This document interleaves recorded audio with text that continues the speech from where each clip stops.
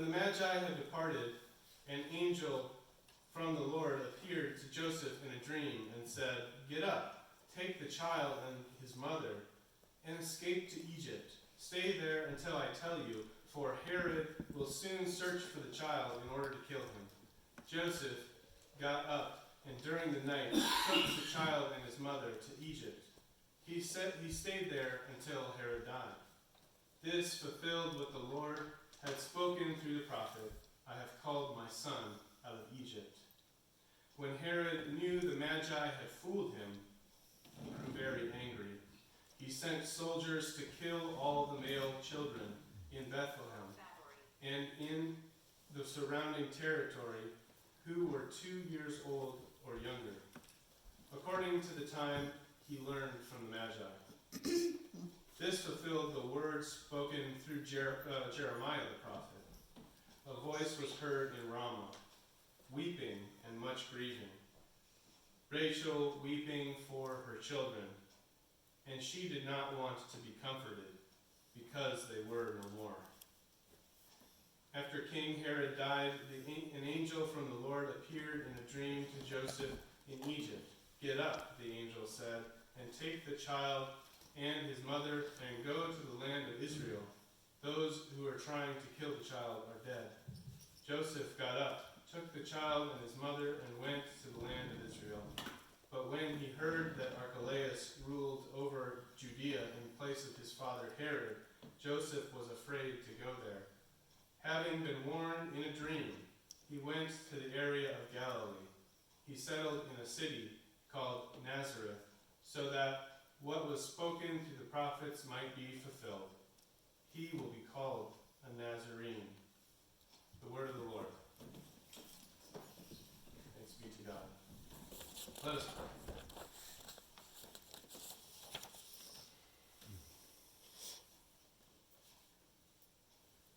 Almighty God, to whom all hearts are open, all desires known, and from whom no secrets are hidden,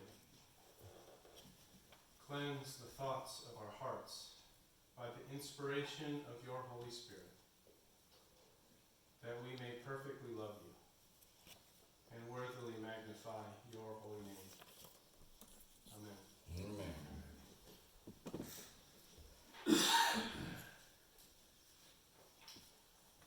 The Magi came by way of a star and left by another way. Stars are followed by people who travel by night. The Magi saw the star and followed it. Whatever authority they had, wherever they came from, they came because they had room for a king. Joseph fled into Egypt by night, and there must have been some people who welcomed him. There are no shepherds in Matthew's account of the Nativity, no angels appearing above the hills and the flocks. There are no hills, there are no flocks. There is no inn, no manger, no drummer boy. The angels who do appear only in dreams.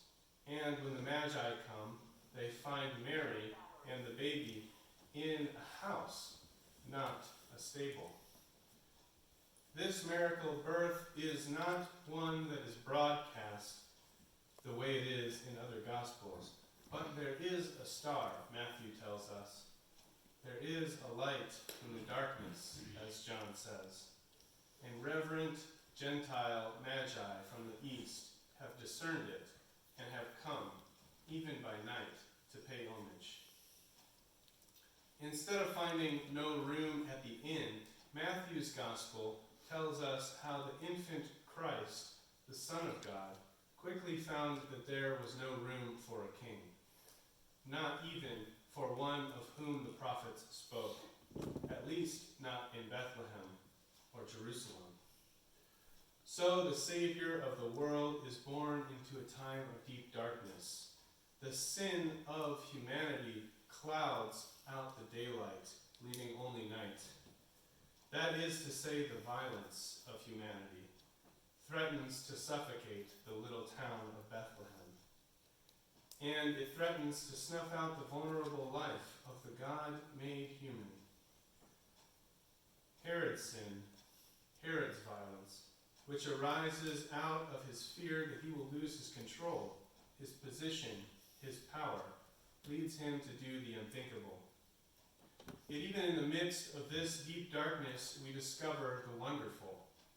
The darkness is not too dark for you, O Lord. The deepest night is clear as the day. God made human, the new creation, the second Adam, the Christ child, is not afraid of our sin and not afraid of our violence. The light of Christ shines in this darkness, a light that does not defend against sword with spear. The light was coming into the world, and it had all the time in the world to work things out a different way, a peaceful way, even if that way meant running away, eventually to return. Christ opens to us a way that we didn't know that we were capable of walking. Christ opens a new way of being human. Christ's light is the start of a vigil, which we continue today. We who bear it continue to wait for a day when violence will be no more. And that end is surely coming. As surely as Herod's end was not long delayed. But with his power and his control still at hand, Herod, driven by his own fear, orders his soldiers to hunt the newborn king. He had no room for a king. Joseph flees to Egypt with his family to escape the ruler of his own people. Sometimes our own leaders mislead and betray us, and we have no choice but to flee. Joseph's intention is not to stay away forever, but just to stay safe until there's an opportunity to return. I too fled to Egypt once. In the fall of 2008, I flew to Egypt to study abroad at the American University in Cairo. I was traveling for many reasons, but in part I was trying to escape the leaders of the Christian church that I had grown up in, who I had not found much reason to trust. Some of them, like Herod, seemed to enjoy their power a little too much. When I lived in Cairo, I went to see the Christian Old City, where there is a shrine to the Holy Family.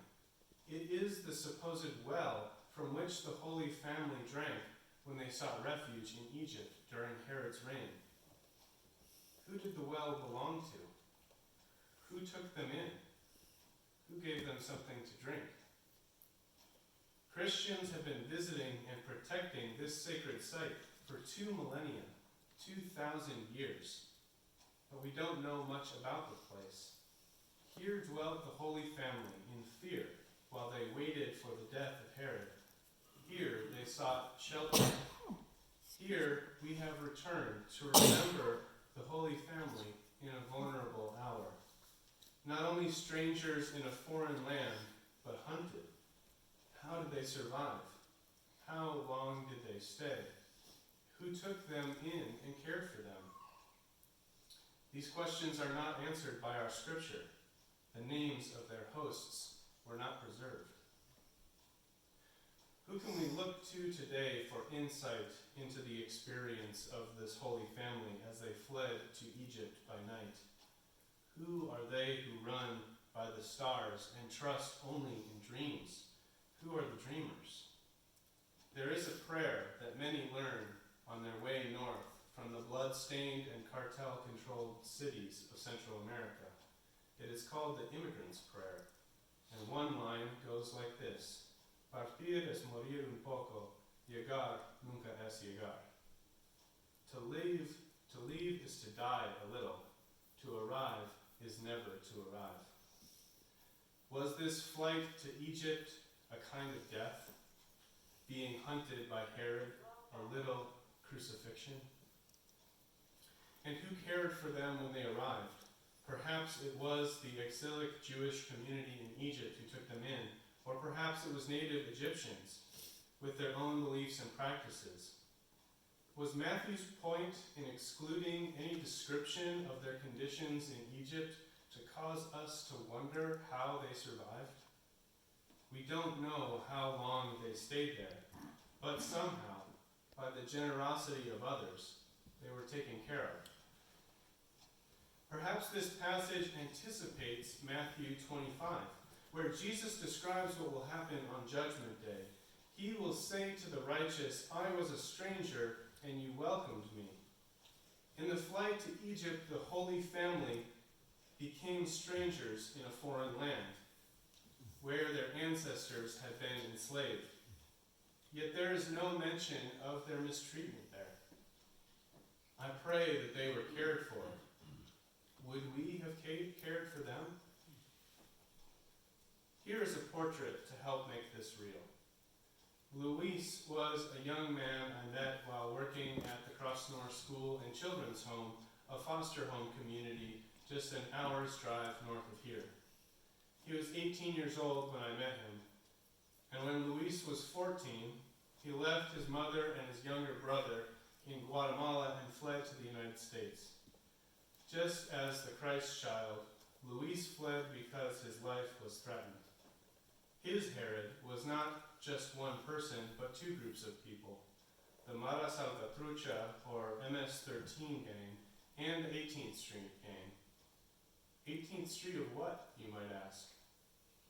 The 18th Street gang was started on the corner of 18th Street and Union Avenue in Los Angeles, California.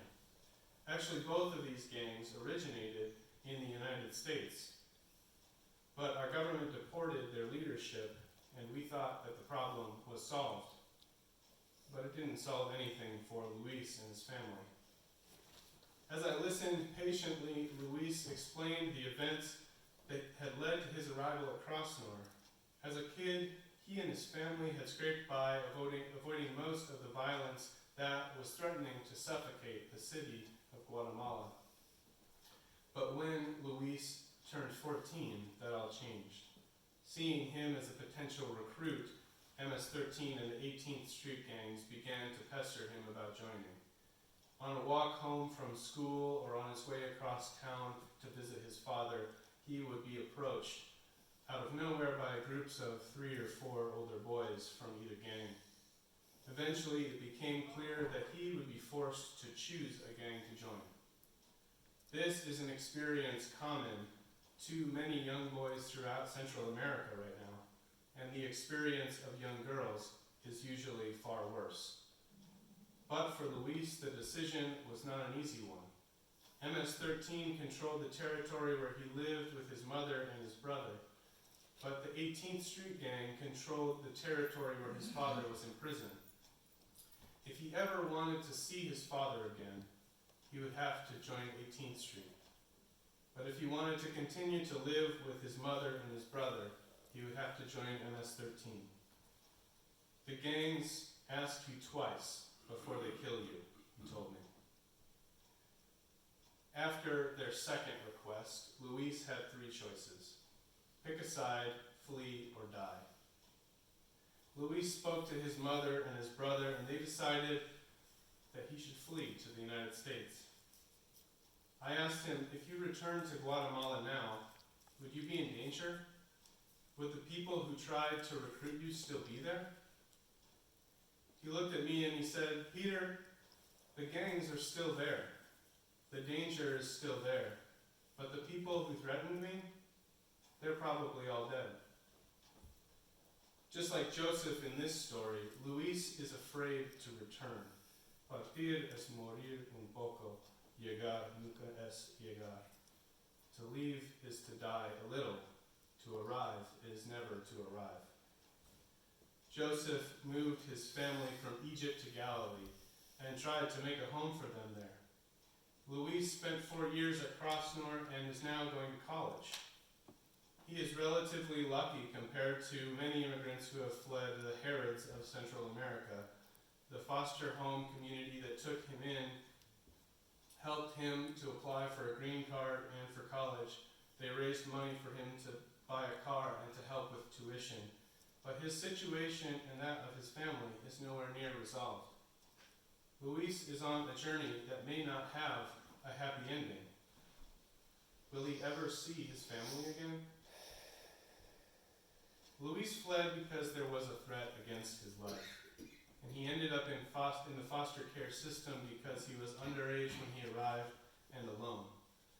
Though he cannot return because the threat still exists, all the people who wanted him killed are probably dead. Central America is waiting for the forces of death to perish. The corruption that impedes political reform, the global economy that impoverishes communities, and the immigration system that deports the gang leaders that are arrested in the U.S. back to communities in Central America. These forces of death have not died, so the threat still exists. Luis, like so many undocumented refugee children in the United States, is trapped like Jesus and his family were in Egypt, waiting for something to change. Consider for a moment where our place might be in this story. Perhaps we are no more than the unnamed communities in Egypt who welcomed the Holy Family and helped them to survive their weeks, months, or years of hiding. If we knew it were so, if we knew that we had helped Joseph and Mary and Jesus themselves, wouldn't that be enough? It was not enough for Herod. He had no room for a king. Even though the Messiah was his Messiah too. He liked his power too much. For all his violence, for all his sin, he gets a part to play in this story. He gets a few lines.